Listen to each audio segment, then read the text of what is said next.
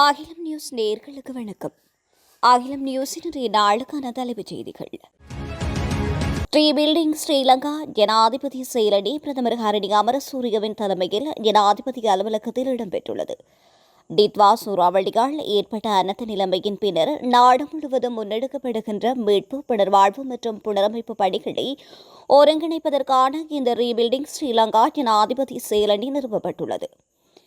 அனர்த்தத்தினால் பாதிக்கப்படும் மக்களுக்கு விரைவான மற்றும் நிரந்தரமாக நிவாரணங்களை வழங்குதல், அத்தியாவசிய உட்கட்டமைப்பு வசதிகளை வழமை நிலைக்கு கொண்டுவருதல் மற்றும் நீண்டகால அபிவிருத்தி நடவடிக்கைகளை நடைமுறைப்படுத்தல் மற்றும் மேற்பார்வையிடுதல் ஆகிய பணிகள் இந்த செயலணியிடம் ஒப்படைக்கப்பட்டுள்ளன. இந்த கலந்துரையாடலின் போது ரீபில்டிங் ஸ்ரீலங்கா செயலணியின் தற்போதைய முன்னேற்றம் மற்றும் எதிர்கால திட்டங்கள் குறித்து விரிவாக ஆராயப்பட்டது. அத்துடன் ரீபில்டிங் ஸ்ரீலங்கா நிதிக்கு இதுவரை கிடைத்துள்ள வெளிநாட்டு உதவிகள் மற்றும் செயலணியின் அடுத்த கட்ட நடவடிக்கைகள் குறித்தும் குழு உறுப்பினர்களுக்கு விளக்கம் அளிக்கப்பட்டுள்ளது. டிட்வா சூறாவளியினால் சேதமடைந்த வீடுகள் உள்ளிட்ட உட்கட்டமைப்பு வசதிகள் தொடர்பில் முழுமையான மதிப்பீட்டு அறிக்கை இந்த மாத இறுதிக்குள் கிடைக்கப்பெறும் என்று இதன்போது சுட்டிக்காட்டப்பட்டுள்ளது.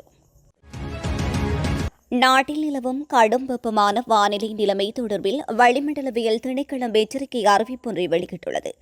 வளிமண்டலவியல் திணைக்களத்தின் இயற்கை அனர்த்தங்கள் குறித்த முன்கூட்டிய எச்சரிக்கை மையத்தினால் நேற்றைய தினம் வெளியிடப்பட்டுள்ள இந்த அறிவித்தல் இன்றைய தினம் 8ஆம் தேதி வரையில் செல்லுபடியாகும் என்று தெரிவிக்கப்படுகின்றது.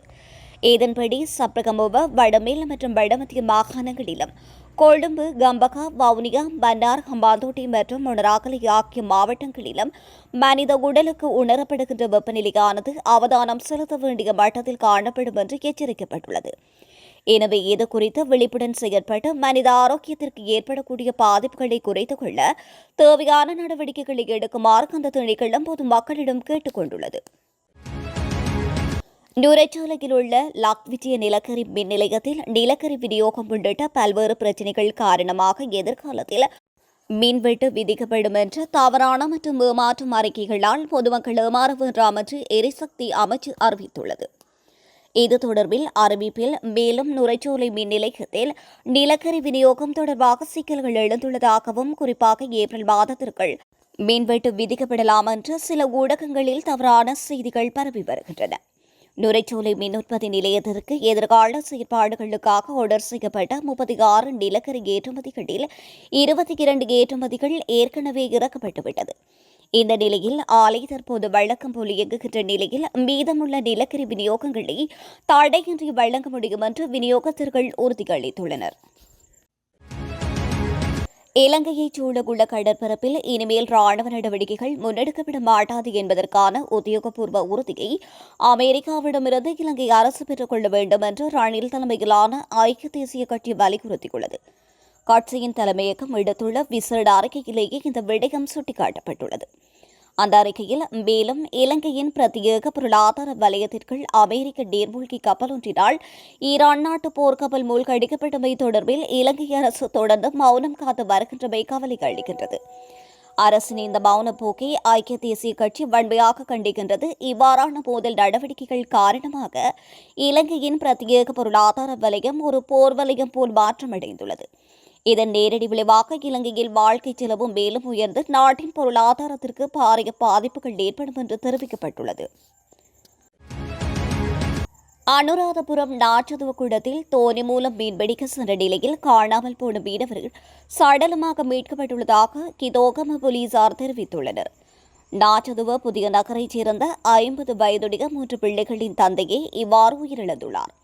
கடந்த செவ்வாய்க்கிழமை காலை 8 மணியளவில் மீன்பிடிப்பதற்காக குளத்திற்கு சென்ற அவர் அன்றைய தினம் மாலை வரை வீடு திரும்பவில்லை.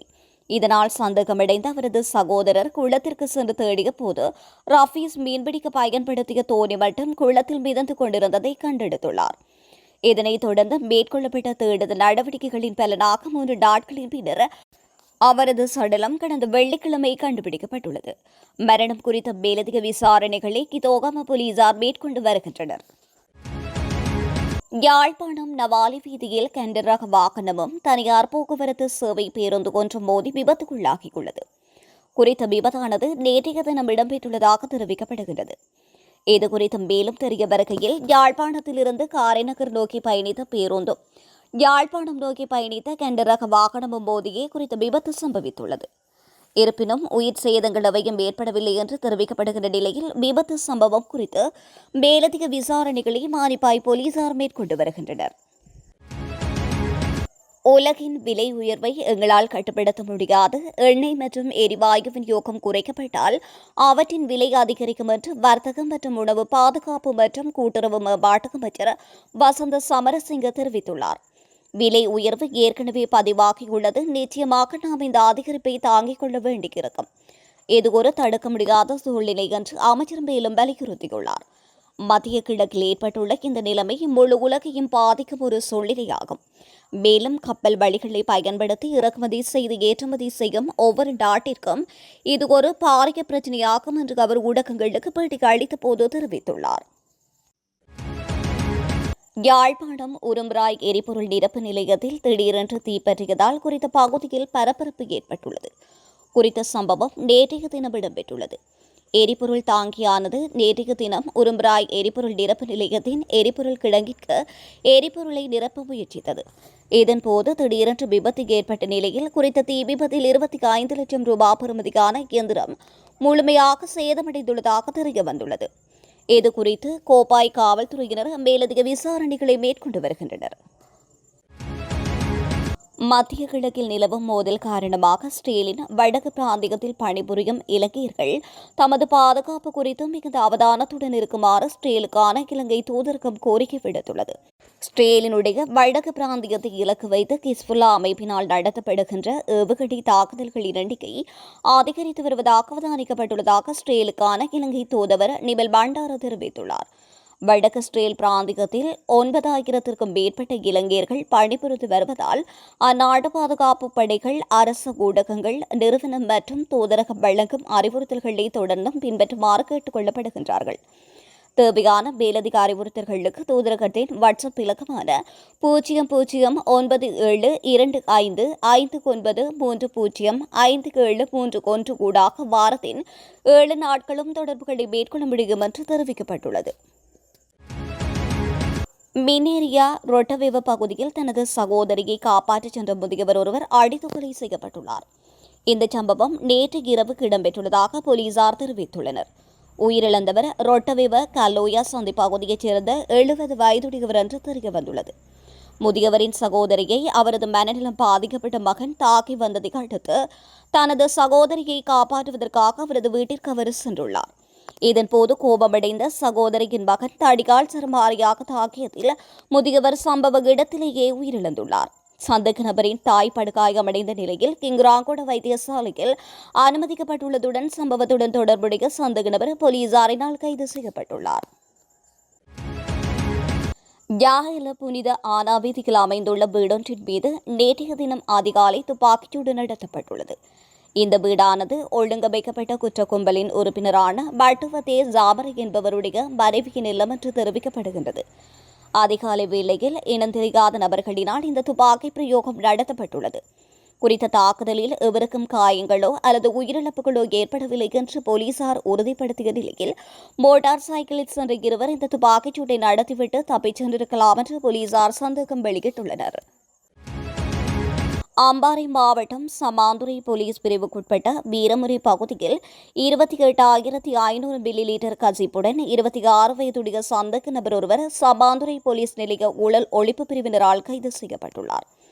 கிடைக்கப்பெற்ற ரகசிய தகவல்களின் அடிப்படையில் குறித்த சுற்றிவளைப்பு முன்னெடுக்கப்பட்டுள்ளது.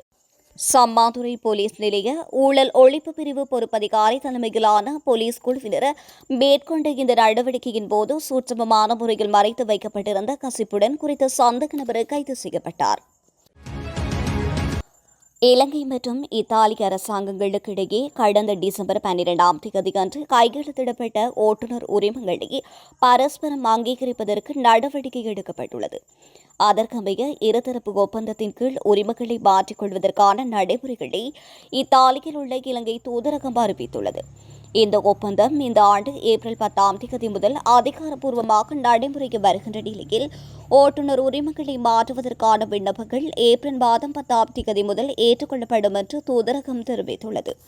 பொதுமக்களின் வசதிக்காக தூதரகத்தில் தினமும் ஒரு சிறப்பு கவுண்டர் திறக்கப்பட்டிருக்கும் என்றும் அறிவிக்கப்பட்டுள்ளது. இந்த சேவைகளுக்காக வியாழக்கிழமைகளில் தூதரகத்திற்கு வருகின்ற விண்ணப்பதாரர்களுக்கு முன்னுரிமை அளிக்கப்படும் என்றும் அறிவித்தல் விடுக்கப்பட்டுள்ளது. அம்பாறை மாவட்டம் காரைதீவு போலீஸ் பிரிவுக்குட்பட்ட மாவடிப்பள்ளி பகுதியில் ஆணொருவரின் சடலம் மீட்கப்பட்டுள்ளது. சடலமாக மீட்கப்பட்டவர் உளவு இயந்திரத்தை செலுத்தி வந்த சாரதி என்று அறியப்பட்டுள்ள நிலையில் அவர் அம்பாறை மாவட்டம் நவகம்புர உதயபுர பகுதியைச் சேர்ந்த 39 வயதுடைய கோரகிய தொன் சானக சதுரங்ககுமார் என்று அடையாளம் காணப்பட்டுள்ளார். உயிரிழந்தவருக்கு வலிப்பு நோய் இருப்பதாகவும் தெரிவிக்கப்பட்டுள்ளது. மத்திய கிழக்கில் நிலவும் ராணுவ சூழ்நிலை காரணமாக இன்றைய தினமும் இரவு 11:59 மணி வரையில் பல விமானங்கள் நிறுத்த ஸ்ரீலங்கன் ஏர்லைன்ஸ் நடவடிக்கை எடுத்துள்ளது. கட்டுநாயக்கவிலிருந்து துபாய், ரியாத், டோஹா மற்றும் தம்மம் செல்கின்ற பல விமானங்கள் இதில் அடங்கும் என்று அறிவித்தல் விடுக்கப்பட்டுள்ளது.